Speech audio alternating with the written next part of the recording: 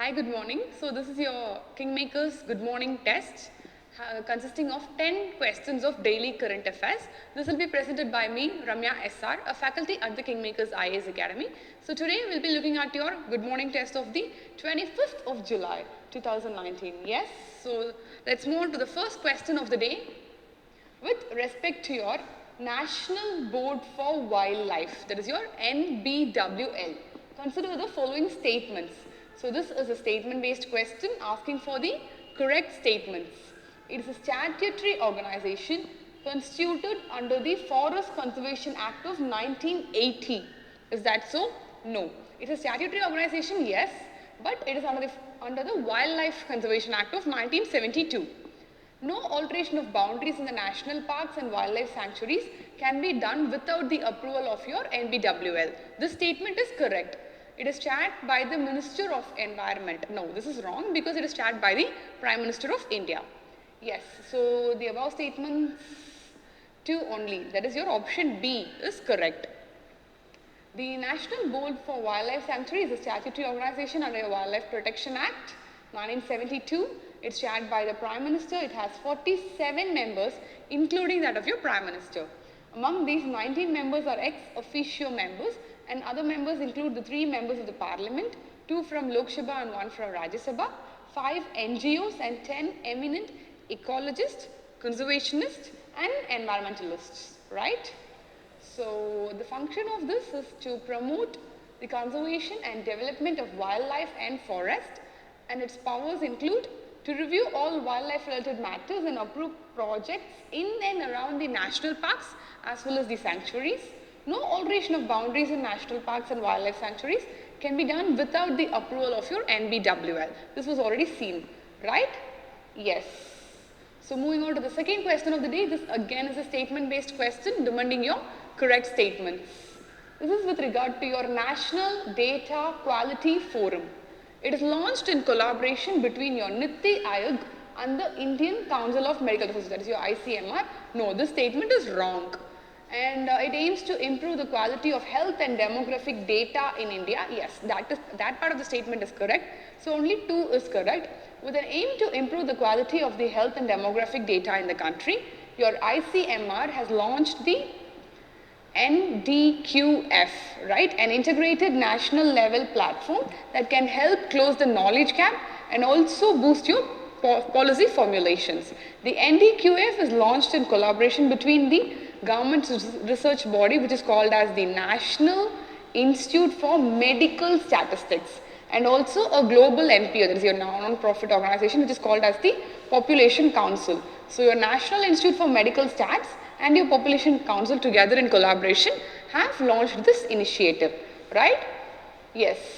The provisions of NDQF is that it will integrate learning from scientific and evidence-based initiatives and guide actions through periodic workshops and conferences. Its activities will help establish protocols and good practices of data collection, storage, use and dissemination that can be applied to health as well as the demographic data. This wealth of data is translated into insights and eventually into a policy, because it will help in policy formulation, right? Through a layered process involving human as well as technological inputs at every stage of the policy formulation. Yes. Moving on to the third question of the day.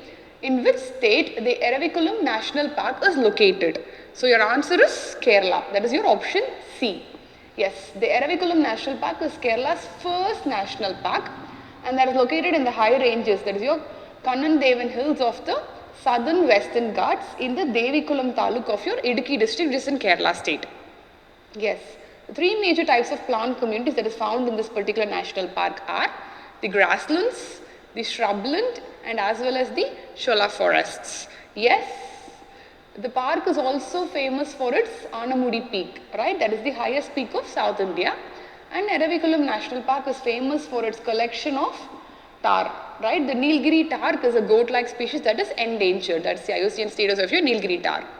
The park is also famous for the great view of tea plantation as well as rolling hills and Neela Kurunji. Right, this Neela Kurunji is a blue colored Kurunji flower that blooms once in every 12 years.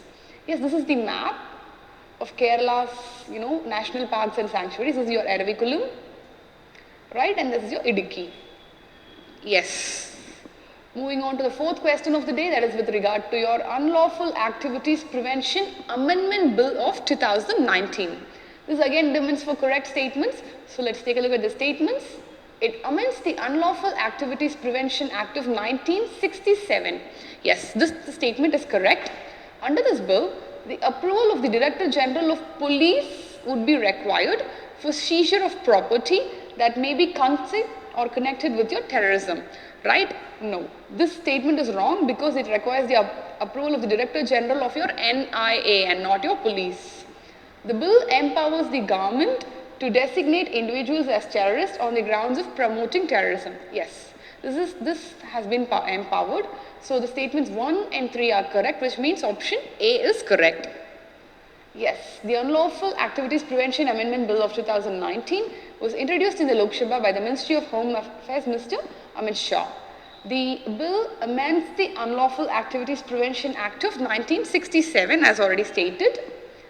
So the bill versus the act. Who may commit terrorism? So that's been provided under the act. The central government may designate an organization as a terrorist organization if it satisfies these following 4 conditions, that is your commits or participates in acts of terrorism, prepares for terrorism, promotes terrorism, or is otherwise involved in terrorism.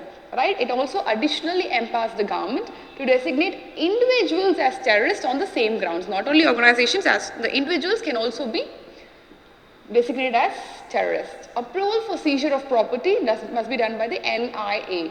Right?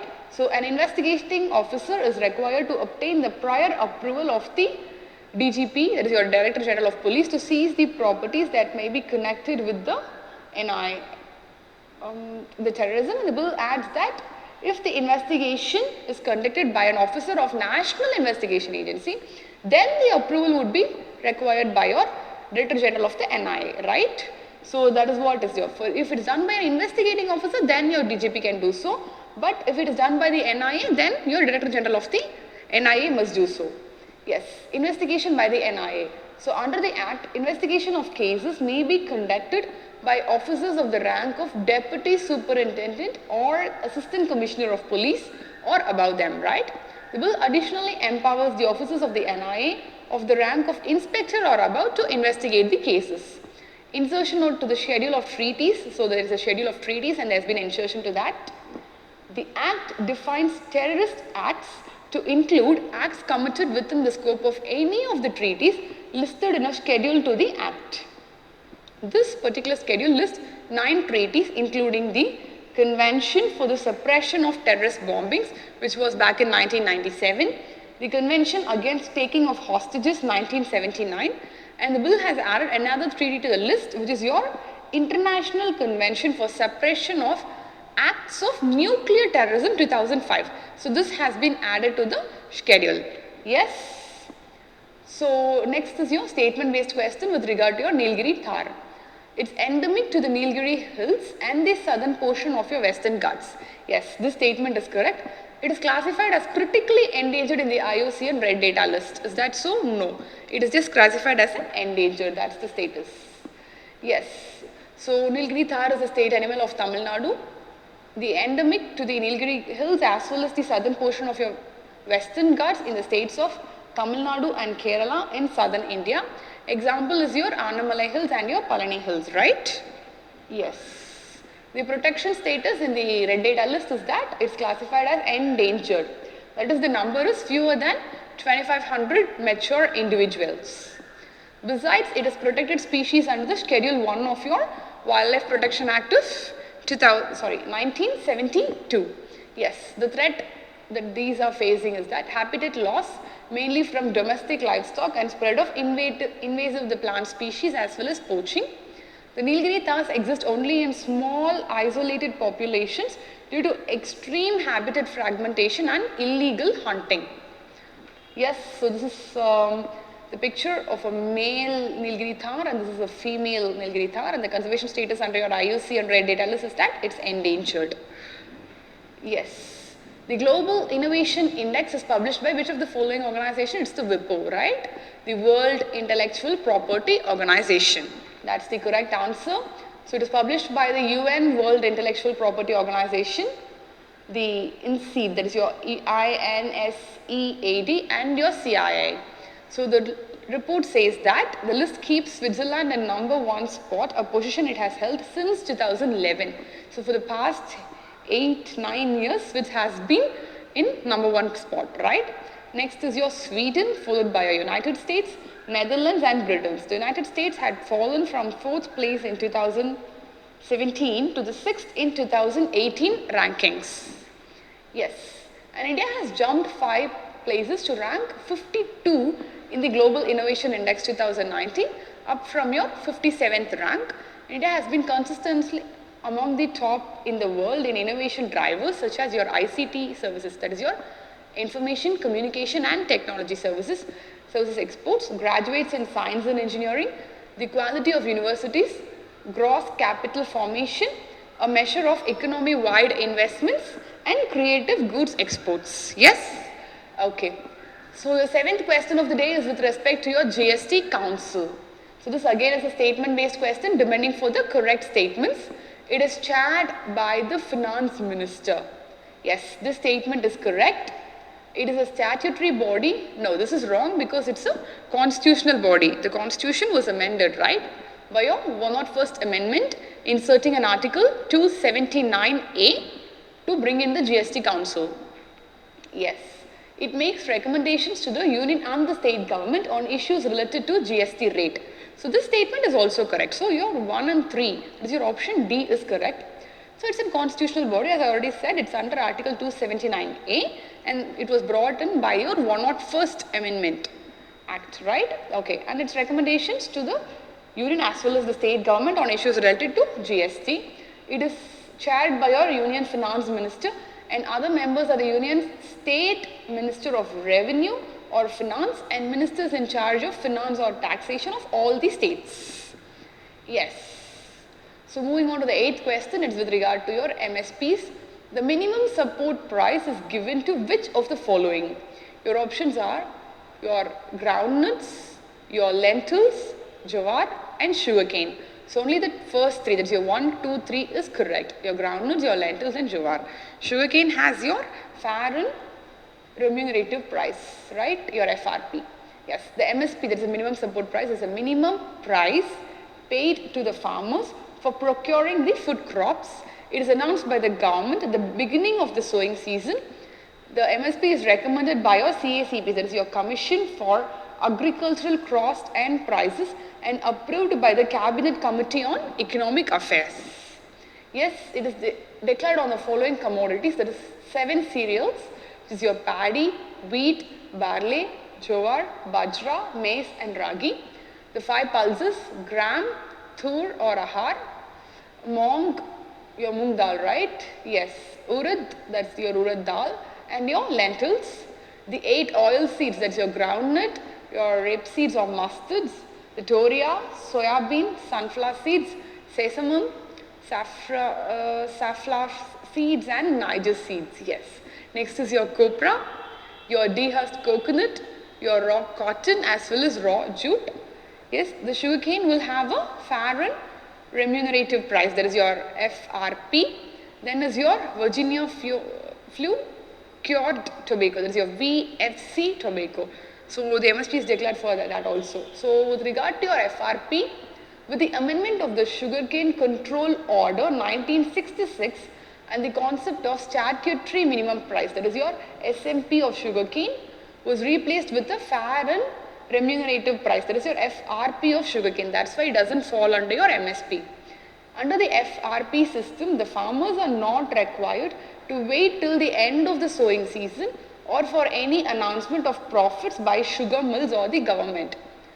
The new system also assures margins on account of profit and risk to farmers, irrespective of the fact whether sugar mills generate profit or not, and is not dependent on the performance of any individual sugar mill. Yes. The term Dracaena cambodiana has been recently seen in news. It's related to which of the following? So it's a medicinal plant species, right? Your Dracaena is a plant. So the Dracaena cambodiana, a dragon tree species in the Donka Sarpo area of your West Karbi Anglong. The habitat of this particular species is that in India, the Dracaena genus belongs to the family Asparagessa, and it is represented by 9 species and 2 varieties in the Himalayan region, the northeast and the Andaman and Nicobar Islands. But Dracaena cambodiana is the only true dragon tree species, right? Yes, the uses of the same. It's an important medicinal plant as well as an ornamental tree. It is a major source of dragon's blood, a precious traditional medicine in China.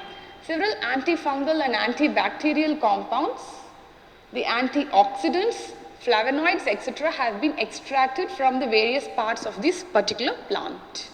Threats is that overexploitation to meet the increasing demand for dragon's blood has resulted in a rapid depletion of this particular species of plant. Yes, moving on to the last question of the day. From the ecological point of view, which one of the following assumes importance in being a good link between the Eastern Ghats and the Western Ghats? So your answer is your Satyamangalam Tiger Reserve, right? The Satyamangalam Forest Range is a significant wildlife corridor in the Nilgiri Biosphere Reserve between the Western Ghats and the rest of the Eastern Ghats, and a genetic link between the 4 other protected areas which it adjoins, including the Veligiri Ranga Swami Temple Wildlife Sanctuary, Sigur Plateau, Mudumalai National Park and Bantipur National Park.